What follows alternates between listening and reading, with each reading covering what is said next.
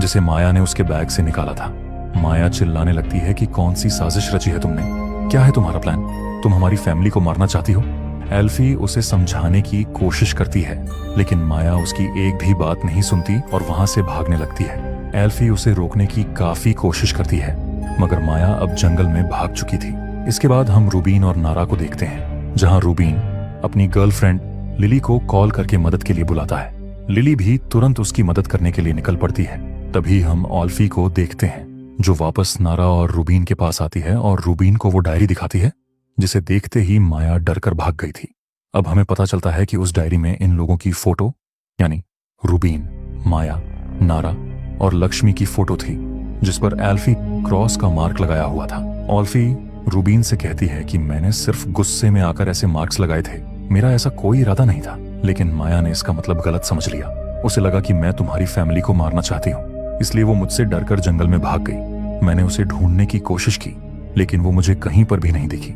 मगर माया को लिए बिना मैं यहाँ से नहीं जाऊंगी। सुबह होते ही हम उसे ढूंढने जंगल में जाएंगे। तभी हम उस साये को देखते हैं, जो बेसमेंट से बाहर निकलकर नारा के पास पहुंचता है, जहां नारा सो रही थी। वो साया नारा को उसकी माँ की आवाज में फुसफुसाकर कहता है, सारा, मैं तुम्हारी माँ हूँ, मेरे पास आओ। लेकिन नारा समझ जाती है। वो कहती है कि तुम मेरी माँ नहीं हो। तभी वो साया उस पर अटैक कर देता है। नारा की चिल्लाहट सुनकर एल्फी और रूबीन वहां आते हैं, जो नारा को मुसीबत में देखकर उसे बचाने की कोशिश करते हैं। वो शैतान एल्फी पर भी अटैक करने लगता है, लेकिन रूबीन आखिरकार उन दोनों को बचा लेता है। मगर अब एल्फी और नारा दोनों बेहोश हो चुकी थी। दूसरी तरफ हम माया को देखते हैं, जो जंगल में भागते भागते काफी दूर आ चुकी थी। लेकिन तभी अचानक उसके सामने उसकी माँ यानी लक्ष्मी आ जाती है, जो माया को देखते ही उस पर अटैक कर देती है। मगर अपनी जान बचाने के लिए माया लक्ष्मी को मार देती है, पर साथ ही उसे इस बात का भी काफी दुख होता है कि उसने अपनी माँ को खो दिया। इसके बाद हम सुबह का सीन देखते हैं, जहां लिली यानी रूबीन की गर्लफ्रेंड अब यहाँ आ चुकी थी। लेकिन रास्ते में उसकी मुलाकात माया से होती है, जिसके ऊपर अब शैतान सवार था। लिली को देखते ही माया उसे बुरी तरह मार डालती है, जिसके बाद वो वापस घर लौटती है।